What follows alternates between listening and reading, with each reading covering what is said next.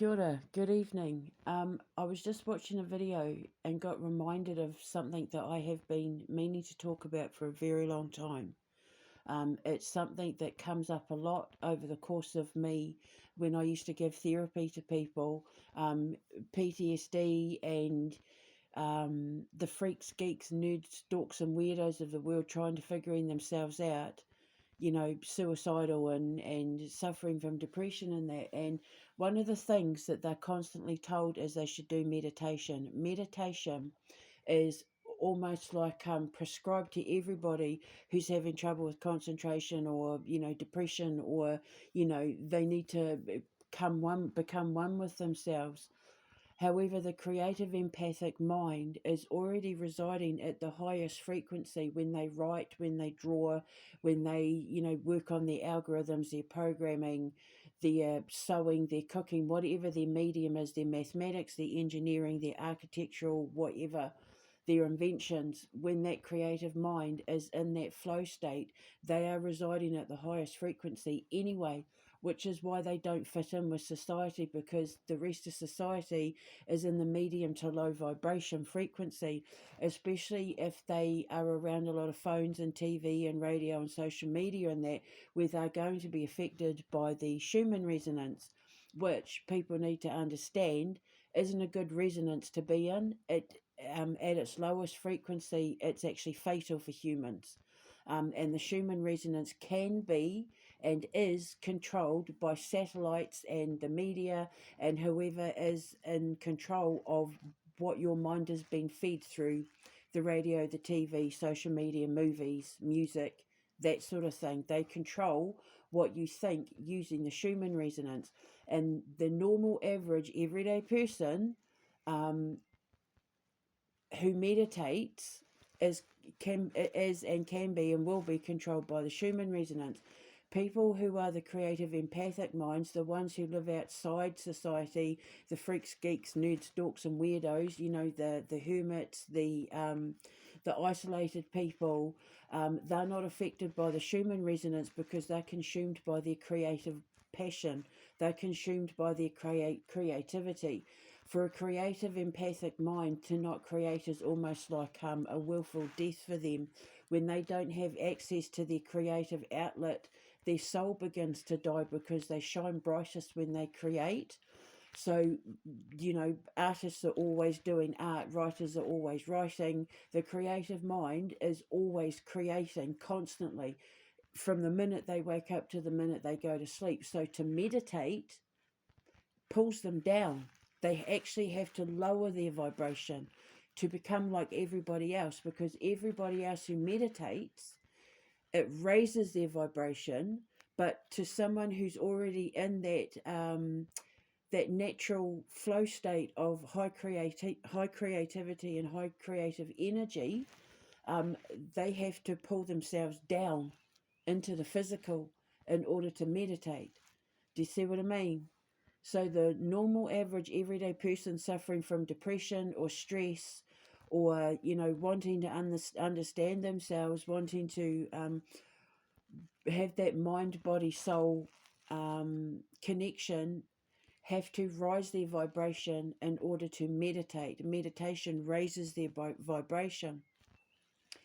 But when you're already at that vibration, in order to meditate, you have to come down into the physical in order to do it. Therefore, a lot of creative empathic minds, when they meditate, they'll find themselves becoming agitated. They can't concentrate. They get fidgety.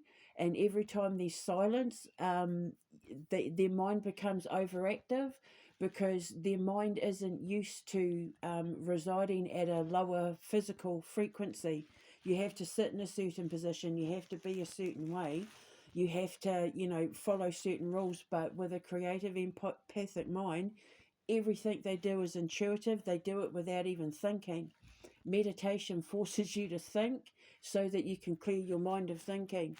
And it's like stepping down the ladder in order to climb up to the bottom rung, if that makes sense. Everybody else climbs up the ladder to get to the top, but a creative empathic mind has to climb down the ladder to get to the top of where everybody else is, and therefore their body reacts to it physically. They'll open their eyes, they'll start giggling, they'll move about, they'll get jiggity because it's a lower vibration for them.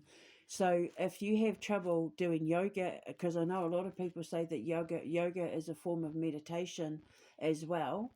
Um, but ironically, everybody I know that does yoga has anger issues, which I don't understand. But anyway, um, if you find yourself not being able to do these things, and you are a writer, artist, musician, designer, programmer, whatever, you take what you create in your mind and bring it down into matter, into physical matter and physical form, and you can't meditate because you have trouble with it.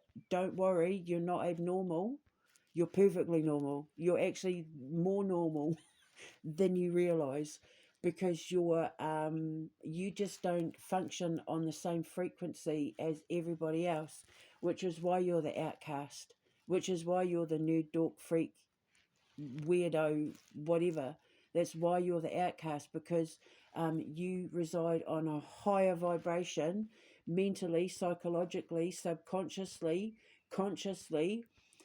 You reside in the realms of the ethers and the creative frequency anyway. You were born up there already, and in order to engage with everybody else and practice the same things as everybody else who resides within the Schumann resonance and below it, you actually have to come down into matter. You have to pull your whole energy frame, your whole biomagnetic frequency down into the earth planes, into the physical. So then your biometric frequency becomes all too aware of it and responds accordingly, which is why your body will then start getting fidgety, or you'll open your eyes, or you'll look around and you can't relax your body. It's not because you're abnormal and can't meditate, it's because you're perfectly normal for who you are and shouldn't meditate. Because then meditation, why would you want to do something that causes agitation or nervousness without even knowing why? The twitchy, it's because you're residing in a frequency that isn't normal for you, whereas everybody else meditates to get a taste of your frequency, to get a taste of it. These people can only achieve your level of frequency when they meditate. They're doing it to get a taste of what you live every day. So for you to do what they're doing, you have to come down to their level. And that's not to say that, people who meditate are low vibration or anything like that, but they're not high vibrational like a creative empathic mind. Because the creative empathic mind is the mind that molds and shapes and inspires and innovates and creates the world that comes after them. Whereas the normal, average, everyday person, they're not born for that. Some people have to, have normal jobs and normal lives and that, so the rest of us can get on and write, the next great novel, or, the next series of movies, or the next greatest album, or, the stuff that's going to have an impact on generations to come long after we're dead. And that's not to say that people who work in supermarkets or the office and that aren't anything great in that, because we're all here to serve a purpose. It's just that some of us are given more responsibility when it comes to moulding and shaping the future minds of the next generations to come long after we're dead. It's a lot of responsibility. It's a lot of stress. It's it's a lot of it's a lot of burden to carry on your shoulders when you've been chosen to have a gift that is going to mold and shape the world, because you're talking about people that are going to get us through the wormholes. You're talking about people that are going to find cures for things, and the people who are going to design and create and engineer and innovate things that mold and shape the world around them long after they're gone. Having that kind of responsibility where the words that you speak, or just say, as a writer, or someone like me, the words that you speak are going to mold and shape the minds of future generations long after I'm gone. And that's a lot of responsibility, because I have to be very, very aware of how I act, how I conduct myself, and how I speak, and how I come across. Because I personally could not live with myself, unlike the people from my past. I couldn't live with myself knowing that the things I'd said and done had caused pain or suffering to anybody who didn't deserve it. Children and innocent people, and that my conscience couldn't let me get away with it. My conscience would eat me alive. Um, because when you're residing in those high frequencies, and don't get me wrong, you can call yourself a writer and an artist, but that doesn't mean that you're a creative empathic genius. It doesn't mean that you're a creative empath that's going to mold and shape the world. There are billions of people out there that have published books on Amazon that will never make a change in the world. There's people out there that do art that will never inspire people. But there are some people out there that as soon as that music is played, as soon as that book is read, as soon as those words are spoken, as soon as that invention is put in their hand, as soon as they get on that plane, or in that aircraft, or in that rocket ship, or in that video game, their lives are changed forever. And I'm constantly told that how I've changed someone's life, how I've become only too aware recently as well, over the last few months, especially like with my neighbours, and the people that I kind of am around in my own personal life. I've become very, very aware of how my absence from their life makes a huge impact on their mental health.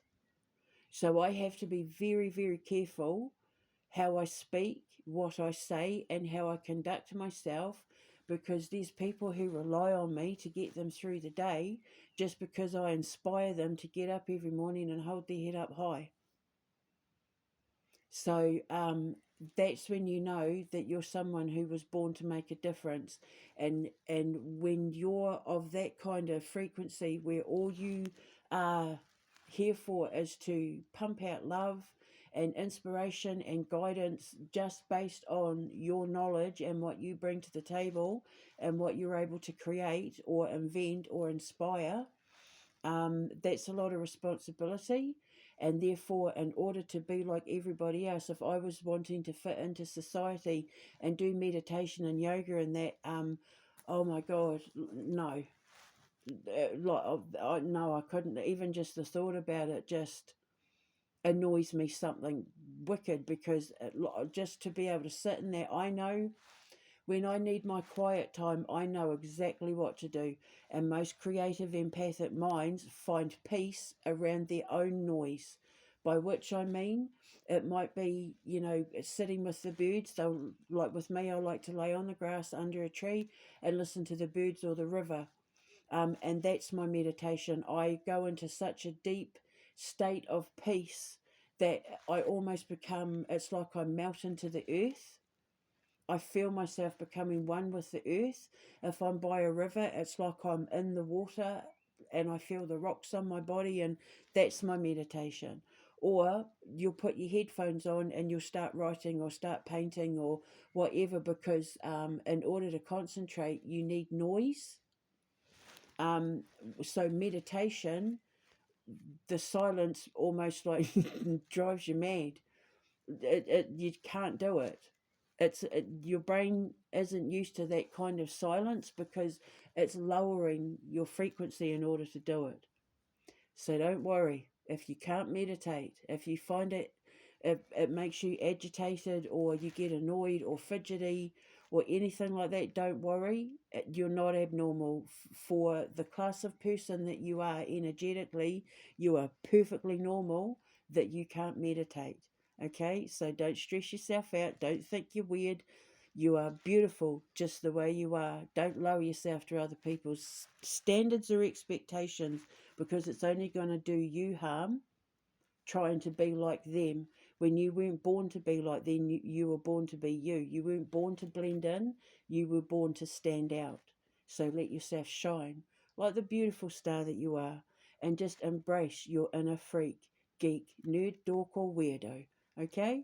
Because you're beautiful just the way you are. You're exactly how your gods and ancestors created you to be. So don't worry about trying to fit in or blend in or be like anyone else. Embrace your freak, because it's going to make you memorable in the future. And the one thing that is so important to us after we die is being remembered, which is why when I was talking about in the videos, the music's triggering the memory of a lost loved one. Memory, keeping their memory alive, keeps them right next to you forever and ever. Amen. So the one thing that you want to be when you die is memorable. And the one thing that the creative empathic mind was born to be is memorable, because the memory of you is going to inspire other people centuries after you're gone, which is why you're special. So hold your head up high and shine bright like a diamond. Mwah!